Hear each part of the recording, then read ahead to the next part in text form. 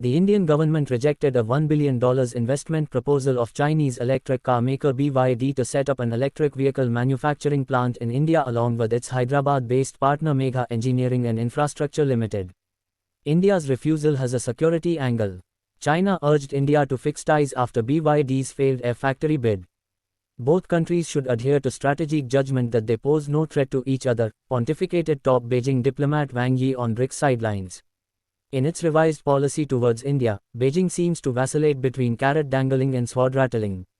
It is in China's interests if it begins to abandon the fantasia of treating India along the 1962 premise.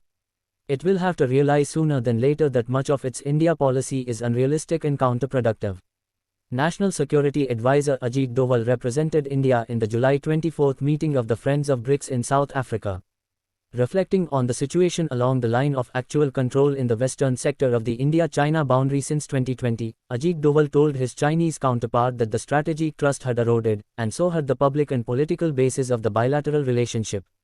He emphasized the importance of continuing efforts to fully resolve the situation and restore peace and tranquility in the border areas. A few days earlier, the Minister of External Affairs met Wang Yi in Jakarta, Indonesia, where he discussed outstanding issues relating to peace and tranquility in border areas. At that time, Wang was the director of the Office of the Foreign Affairs Commission of the Communist Party of China Central Committee. Indian Foreign Minister has repeatedly said that the situation along the LAC is not normal and China's belligerent posturing is the main obstacle in helping normalcy return to the region. The minister meant that China's military buildup close to the border, making false territorial claims, provocative intrusions, and resorting to hegemonic stances are contrary to normalizing the situation.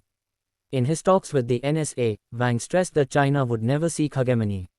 He stands ready to work with developing countries, including India, to support multilateralism and democratizing international relations and promote a more just and equitable international order development. China has been parroting this rhetoric each time India invites its attention to the heavy military buildup Beijing is making close to the LAC. Satellite pictures in the possession of the Indian Defence Ministry testify to India's security concerns along the western Himalayan border. The India-China military standoff has entered its fourth year. Dozens of meetings between senior ministers and military commanders to discuss and find a solution to the logjam have yielded zero results. Volatility along the 3,500-kilometer disputed boundary appears to be widening. In December last year, soldiers of two sides scuffled in India's northeastern state of Arunachal Pradesh, also claimed by China. Last month China renamed 11 places in Chinese in Arunachal Pradesh which it refers to as South Tibet. It is the third time in 6 years that it issued new names for mountains, rivers, and other points in the territory. India rejected the move, but the Chinese Foreign Ministry spokesperson, Mao Ning, defended it, saying that Arunachal Pradesh is part of China. This is a tactic China has used in other parts of Asia to bolster its claim on disputed territories. It has also renamed locations in the South China Sea and the East China Sea. Now, with China taking a much more aggressive stand on Arunachal, there are concerns that China wants to put multiple pressure points on India if only to push India to resolve some parts of this dispute, explains Harsh Pant of OFF. Considering the strategic importance of the Ladakh region to the northern security planning, the Union government has very rightly, though belatedly, taken the crucial decision of connectivity and infrastructure building in all its parameters in the Ladakh region.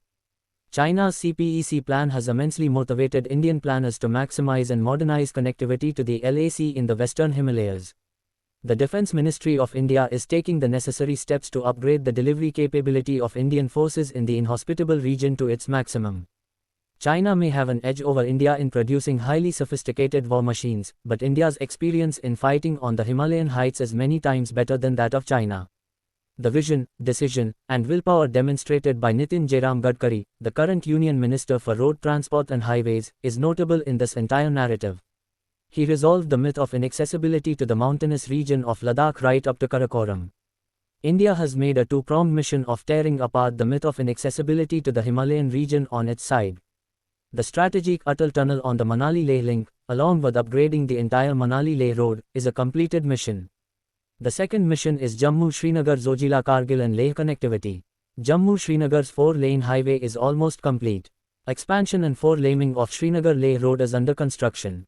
But the most significant achievement is tunneling 12,000 feet above sea level Zojila Pass on Srinagar-Leh road. This marvelous feat of engineering was inaugurated in May 2018 by Prime Minister Modi. The Zojila Tunnel will be a two-lane highway 9.5 meters wide and 7.75 meters high in a horseshoe shape, the new Austrian tunneling method. The 14.15-kilometer long tunnel, situated at an altitude of over 11,500 feet, is an engineering marvel. When completed in 2026, it will ensure round-the-year connectivity with Leh. The project is estimated to cost around 68.09 billion rupees. Burhan Andrabi, a senior manager at the project, said that of the total 14.15 kilometers, 6 kilometers of tunnel excavation had been completed, and work on the third bridge is underway. Mostly local laborers working on the project. The highway will have 2 twin-tube tunnels, 4 bridges, 2 snow galleries, and a 2.3 kilometers cut-and-cover structure. With the tunnel's completion, the distance from Baltal to Myanmar will come down to 13 kilometers from the present 40 kilometers.